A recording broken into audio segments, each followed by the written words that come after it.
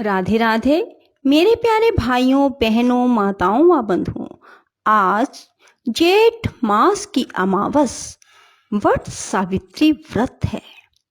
बंधुओं, आज वट सावित्री व्रत क्यों किया जाता है, उसकी कथा, पूरन पूजा विधि और वट सावित्री व्रत का महत्व मैं आपके लिए लेकर आई हूँ।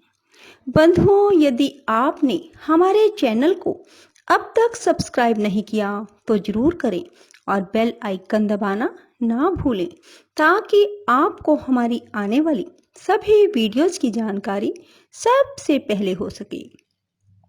बंधुओं, वट सावित्री व्रत सुहागिन महिलाएं अपने पति की लंबी उम्र और सुखद वैवाहिक जीवन की कामना करते हुए रखती हैं। वट यानी बरगद के पेड़ के नीचे पूजा अर्चना की जाती है।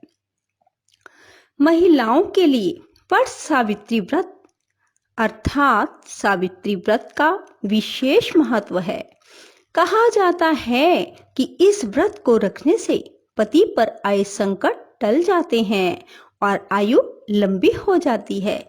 यही नहीं, अगर दाम्पत्य जीवन में कोई परेशानी चल रही हो तो वह भी इस व्रत के प्रताप से दूर हो जाती है। सुहागिन महिलाएं अपने पति की लंबी उम्र और सुखद वैवाहिक जीवन की कामना करते हुए इस दिन वट यानी बरगद के पेड़ की पूजा अर्चना करती हैं। इस दिन सावित्री और सत्यवान की कथा सुनने का विधान है। कहा जाता है कि इस कथा को सुनने से मन वांछित फल की प्राप्ति होती है। पौराणिक कथा के अनुसार सावित्री मृत्यु के देवता यमराज से अपने पति सत्यवान के प्राण वापस ले आई थी। वट सावित्री व्रत के दिन ही शनि जयंती भी मनाई जाती है। स्कंद और भविष्योत्तर पुराण के अनुसार वट सावित्री का व्रत जेठ शुक्ल पूर्णिमा तिथि पर करने का विधान है और वहीं निर्णयामृत इत्यादि ग्रंथों के अनुसार वट सावित्री व्रत पूजा जेठ शुक्ल पक्ष की अमावस्या पर भी की जाती है। उत्तर भारत में यह व्रत ज्येष्ठ कृष्ण अमावस्या को ही किया जाता है। वट का मतलब होता है बरगद का पेड़। बरगद एक विशाल पेड़ होता है, इसमें कई जटाएं निकली होती हैं। इस व्रत में वट का बहुत महत्व है। कहते हैं इसी पेड़ के नीचे सावित्री ने अपने पति को यमराज से वापस पाया था। सावित्री को देवी का रूप माना जाता है। हिंदू धर्म में बरगद के पेड़ में ब्रह्मा, विष्णु और महेश का वास बताया जाता है।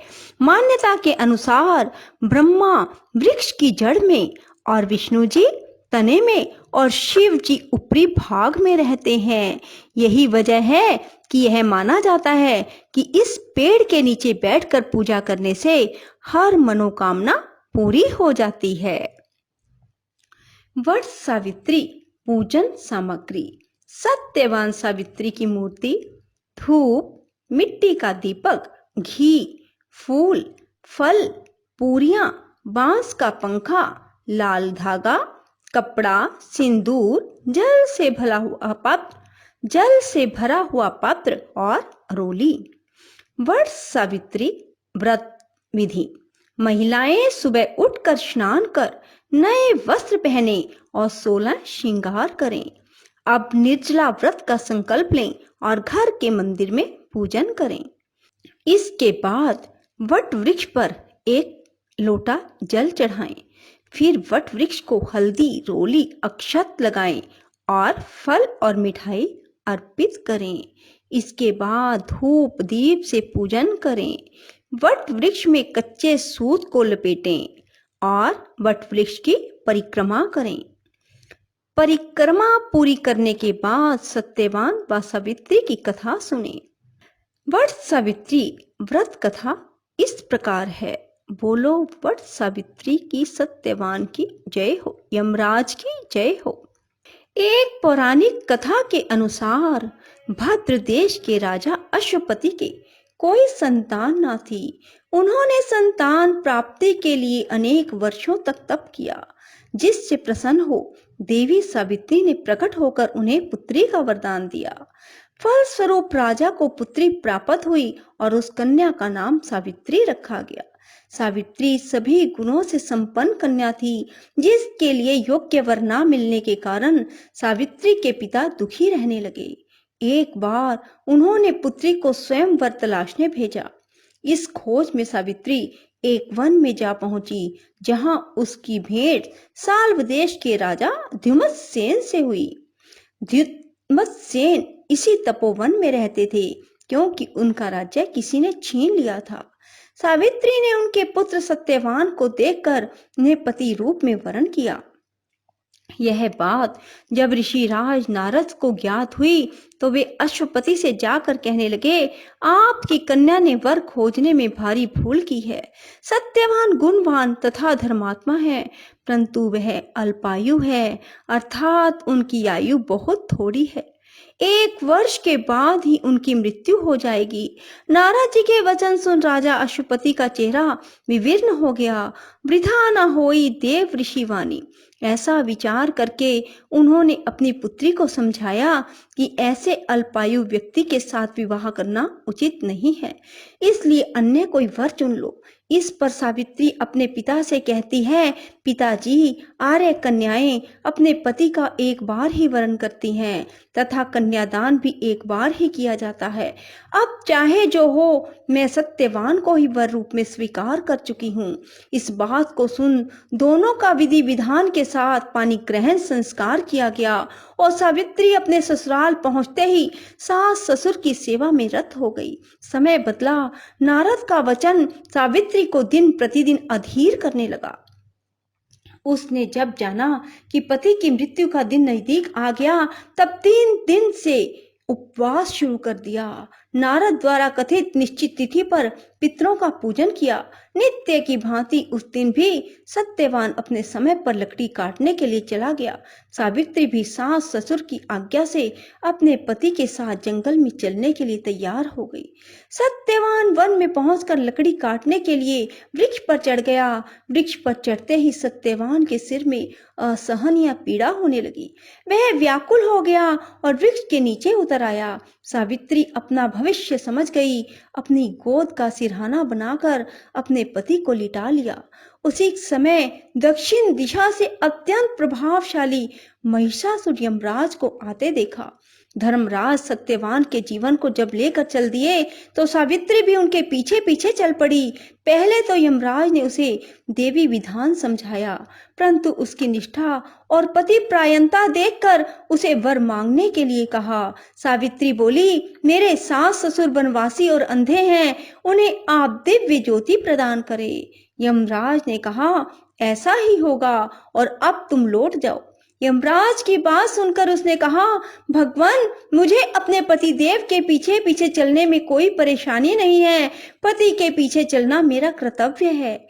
यह सुनकर उन्होंने फिर से उसे एक और वर मांगने के लिए कहा। सावित्री बोली, हमारे ससुर का राज्य छिन गया है, उसे वे पुनः प्राप्त कर सकें, साथ ही धर्मपरायण बने रहें। यमराज ने यह वर देकर कहा, अच्छा, तुम लौट जाओ, परंतु वह ना मानी। यमराज ने कहा, पति के प्राणों के अलावा जो भी मांगना है मांग लो और लौट जाओ।